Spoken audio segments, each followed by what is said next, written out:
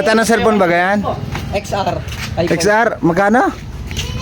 Shipping pilang binayaraw din yung 18 din. 94. 1.8. 94 lang tayo. Galing Paris.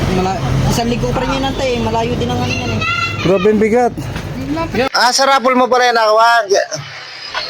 Bet ang mahal ang shipping fee, 1.8. Ewan ko. Sa Facebook lang din ako pinihim eh. iPhone XR. Kaya feeling ko. Malamot talaga yan. Aray ko! Yan na. Cellphone. Namamount of truth. Uy, yun na! Huwag ka magmura. Ano nga ang gatang dyan? Anong pangalan ng page? Ewan ko. Hindi mo alam. Pakita mo dyan sa vlog. Pakita mo sa vlog yung Yan na mga Lodi. Teka, ano muna yung nasa mo dyan? iPhone XR ha? Bato yan, bato. Hindi yan pa to. Yan ba? Oh, gunting, gunting. Sponge. Alo. Cellphone. Hindi, meron nga kawan. Ulo. Palpuraga. Asya. Ay, tissue lahat. Ay, yari ka dyan para may break shoe pa. Aba, ay nga balik ko yan. May balik. Wala, ikaw na. Scam. Sinabihan ko Na-scam ka, na-scam ka. Yung naman Sinabihan ko kayo, unang beses pa lang. Sabi natin yung... Sa Facebook. Wala po talaga yan eh. Non-refundable yan. Wala tayong magagawa. Ala, break shoe nga yata. Ano? tissue lahat. Lahat yan.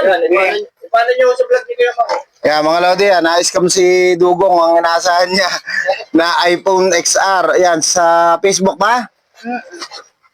Ito, ang nakuha niya. Naku, stand. Yan o. Yan ang nakuha mo. Yan. Saka baby wipes. Naku po, Diyos mio Marimar. Madaming scam talaga. Asan yun na sa Facebook mo? Hanapin, tingin na agad. Kunin mo cellphone. Teka, titingnan natin kung anong nakakuha sa kanya. TikTok ba? TikTok? Sa page yun nila eh. Sa page daw. Ayan o. Yan ang nakuha niya. Load ka pa nun. Ayan eh. Buti pa pinakancel mo na lang. Sabi kasi eh.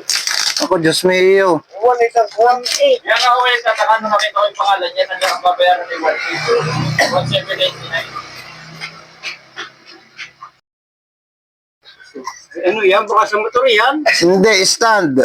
Yung iPhone. Start mo na ba? Ay, ingat to. Ano ba yan, mga scammer, oh. Mahirap lang din mga tao dito, scam nyo. Pasensya na kayo ha, wala akong magagawa. Wala ka naman. Wala namang hindi mga kasalanan niya ng rider. Umaasa itong taong to na iPhone XR. Oh. Nakapagbayad na siya ng shipping fee na 1.8. Sabi kasi 1.8. Pag-irig sa kayo, Diyos ko po. Pag tatay. Nakakawa naman ng batang ano. Tandaan pa lang makukuha. Na-scam pa, pare-parehas na tayo may hirap. Salamat. Ano yun ihawak mo lang ito? Ayan o, na-scam si Dugong yan. Ang 1.8 na binayaran niya sa para sa shipping fee, baby wipes, at saka ito, ano to? Tandang cellphone. Yan yung stand ng cellphone, yung kuwan lang yung mga luma. Ang ganito, magkano lang ito? Baka ito 30 lang. Tapos ang binayaran niya sa shipping fee, Parang dati na si 1.8. Ayan o. Tandaan na kuha. Ang ganda ng stand tayo. Yun ito sa Ay siya. Hindi pinibalik. Eh hindi, paano may babalik? Hindi makasalanan ng rider yan. Kaya, Doon pa sa ano hindi ko lang. ang mga Lodi, tapos pagka, nung na-receive, nakakapagbayad na siya ng shipping fee, kuwan, na-block na siya sa TikTok at saka sa Facebook. Ano, nawala na rin yung message. Ay, inak ko.